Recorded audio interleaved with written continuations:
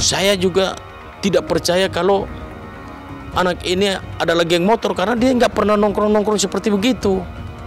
Nah, kalau geng motor juga, mana motornya? Saya minta supaya Ibtu Rudiana transparan kepada masyarakat Indonesia dan transparan kepada Tuhan Yang Maha Kuasa.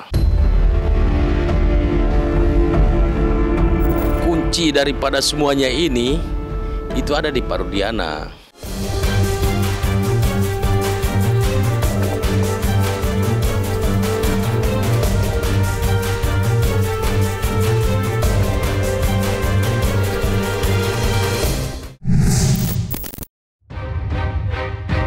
Peggy Setiawan tidak begitu saja menyerah usai ditangkap dan ditetapkan menjadi tersangka dalam kasus tewasnya Vina. Lewat pra-peradilan yang akan digelar Senin depan, Peggy Setiawan akan melawan. Saat ditemui tim cumi-cumi.com, kuasa hukum Peggy Setiawan, Niko Kilikili, berharap Ibtu Rudiana yang merupakan kunci dalam kasus tewasnya Vina dapat dihadirkan untuk dimintai keterangan dalam sidang pra-peradilan yang rencananya akan digelar maraton 4 hari berturut-turut dari Senin sampai Jumat.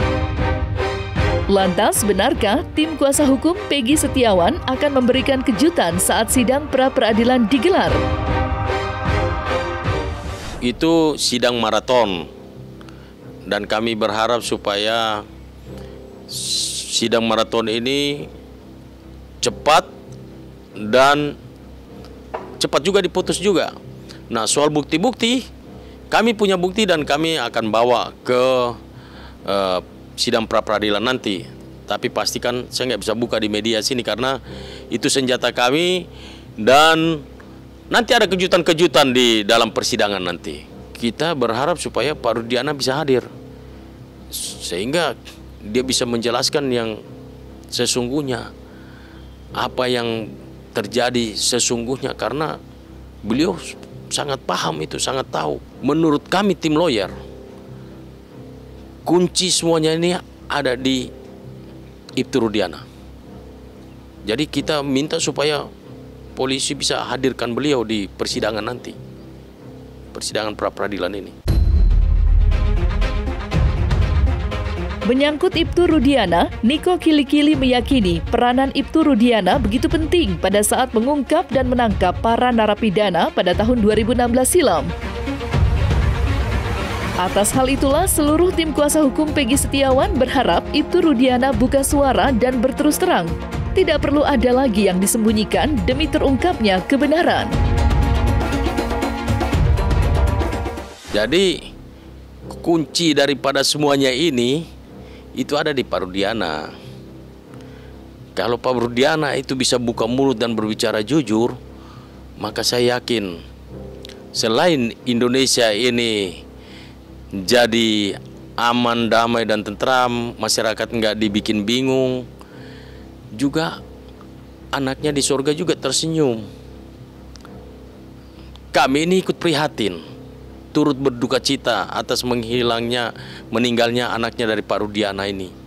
Kami sepakat sekali dengan polisi bahwa pelaku kejahatan harus dipidanakan, harus ditindak secara hukum yang berlaku di Indonesia. Ya, kalau dia dedernya, kalau memang bencana, apalagi otak pelaku, ya ancamannya itu kan hukuman mati dan seumur hidup.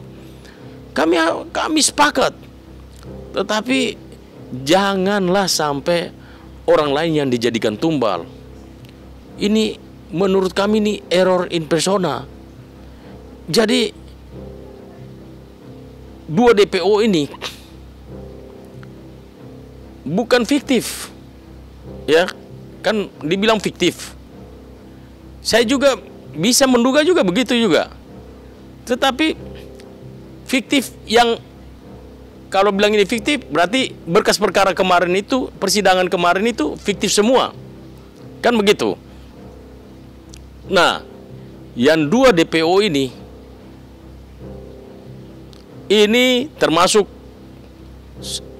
saya menduga, ini dugaan saya, ini yang bisa menjawab semuanya ini adalah Ibtu Rudiana. Saya minta supaya Ibtu Rudiana transparan kepada masyarakat Indonesia dan transparan kepada Tuhan Yang Maha Kuasa.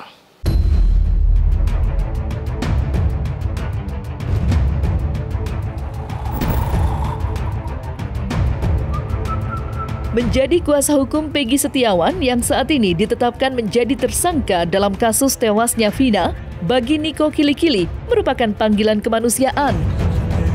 Selama ini publik curiga bahwa ada berbagai kejanggalan yang tampak di depan mata. Sebut saja mulai dari alamat tinggal, identitas, kesesuaian dengan daftar DPO yang sempat dirilis Polda Jawa Barat. Tidak itu saja, tuduhan Peggy merupakan anggota geng motor merupakan tudingan yang kotor.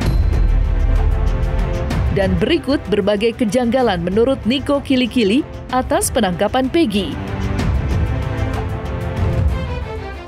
Ternyata Peggy ini tidak ada alias Peron, tapi Peggy ini cuma Peggy Setiawan. Dia punya alamat jelas, berbeda dengan alamat yang ditulis di dalam putusan Pengadilan Cirebon pada saat itu, Pengadilan Negeri Cirebon. Pada saat malam kejadian, itu kan polisi ada rame-rame datang ke rumahnya Peggy.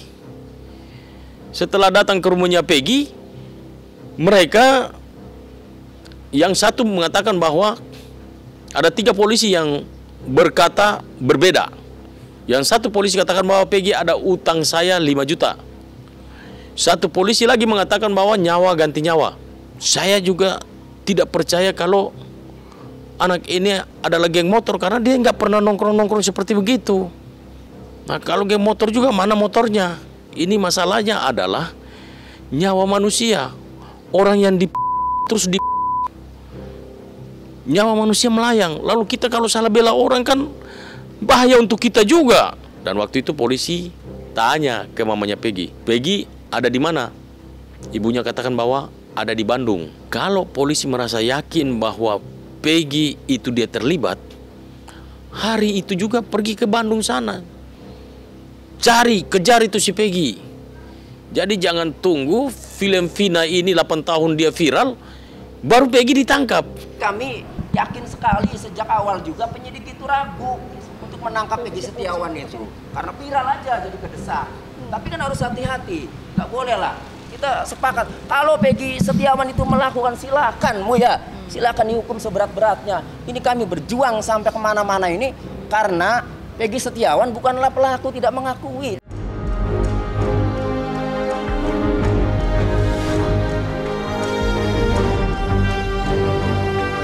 Sementara dalam jumpa persnya, Humas Polda Jawa Barat mengungkap jika Peggy Setiawan alias Peggy Peron kerap mengubah identitasnya selama pelariannya. Misalnya saja saat ditangkap di Bandung, Peggy mempunyai nama lain yakni Robi. Lantas, apa kata kuasa hukum Peggy menanggapi pernyataan penyidik Polda Jawa Barat? Peggy itu tetap Peggy. Peggy nggak pernah rubah identitas. Robi itu adik kandungnya Peggy. Jadi adiknya yang nomor 2 namanya Robi. Nah, jadi Peggy itu tetap Peggy. Keluarganya kalau ditanya, Peggy nggak pernah rubah identitas. Dia tidak pernah ada alias Peron, alias Robi. Dia tetap panggilannya tiap hari Peggy. Robi adik kandung, adik yang nomor 2. Jadi saya tanya ibunya, terkadang itu bosnya dia panggil Robi, yang datang Peggy. Itu menurut pengakuan mamanya seperti itu. Jadi kadang bosnya panggil Robi, tahu Peggy yang datang. Itu ada Robi dua-duanya di situ, ada adanya juga di situ juga. Tidak ada berubah identitas, cek hidup capil. Tetap namanya masih Peggy Setiawan. Kalaupun pernah ada kata Robi, itu nama gaul. Persoalannya adalah dari 2016 pernah mendatangi rumahnya Ibu Peggy. Ibu Peggy menjawab ketika ditanya, Buya, di Bandung polisi Indonesia itu pintar-pintar. Ya, nggak disembunyikan. Dari status-status Facebook juga aktif, sering membagi lokasi. Tidak seperti orang buron. Lah, kenapa tidak ditangkap kalau memang dari dulu yakin bahwa Peggy Setiawan adalah pelakunya?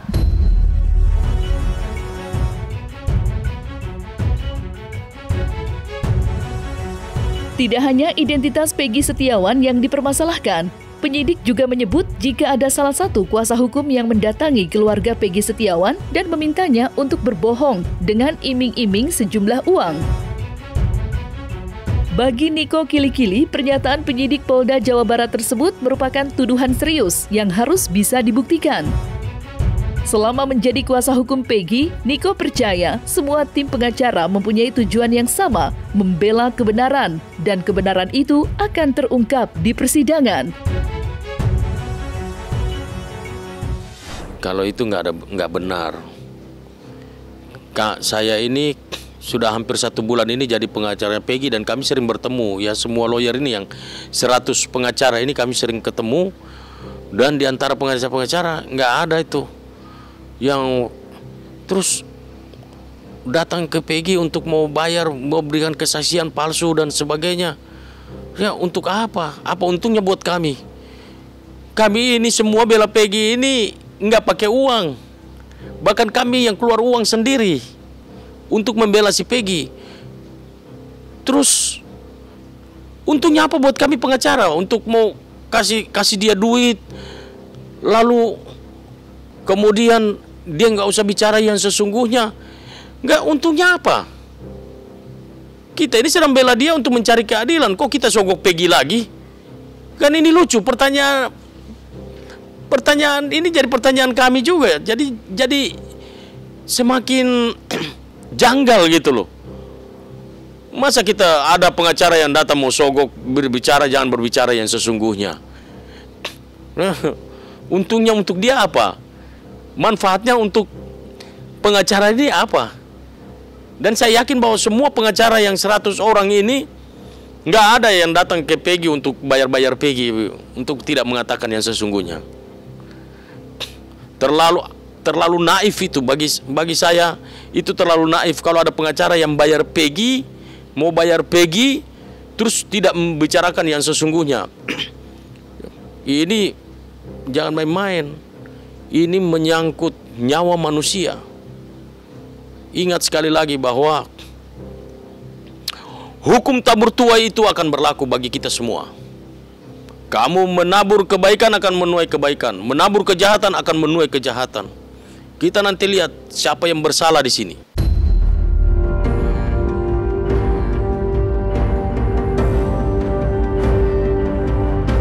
Terlepas dari berbagai tuduhan yang dialamatkan pada Peggy Setiawan, tim kuasa hukum Peggy sedang menyiapkan bukti menjelang pra-peradilan yang tinggal menghitung hari.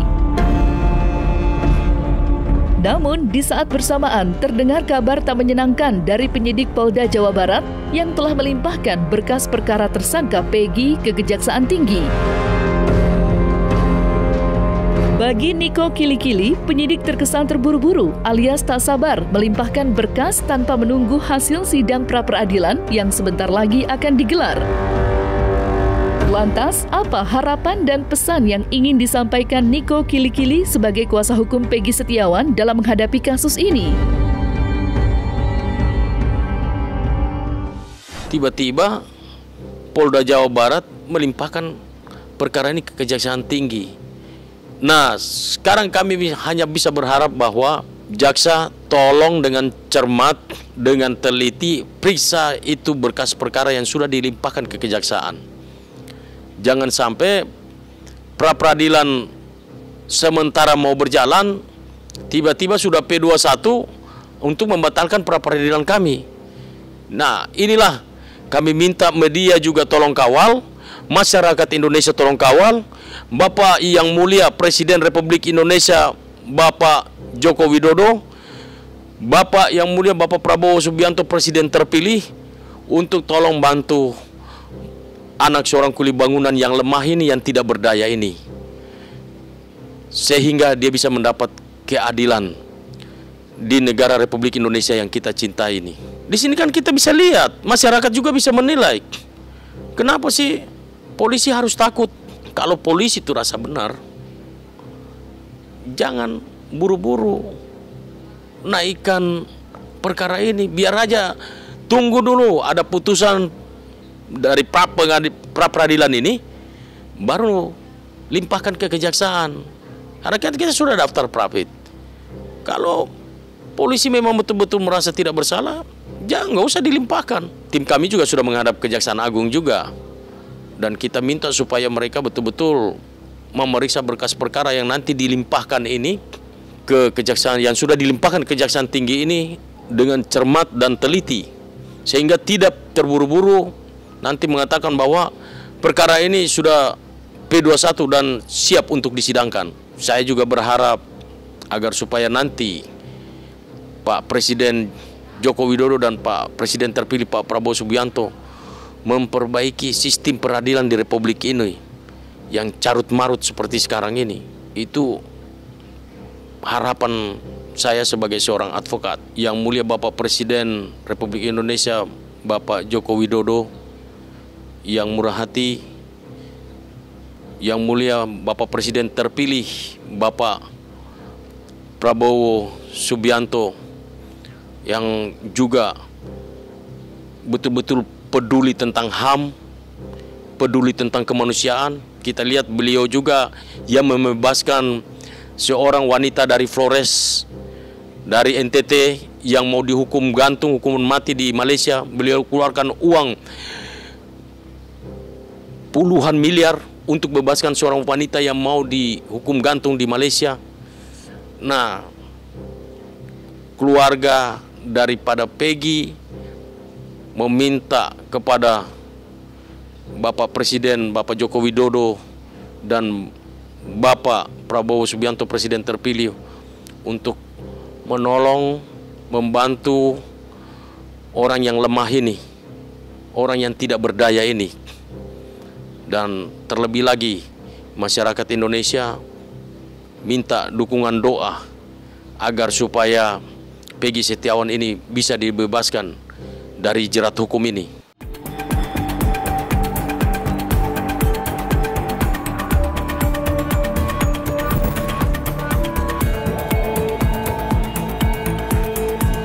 Nah, selesai sudah Cumi Lovers, saksikan terus Cumi Game In-Depth, kabar lengkap, mendalam, dan akurat dari narasumber terpercaya. Dan jangan lupa untuk like, subscribe, dan juga share channel YouTube Cumi Cumi.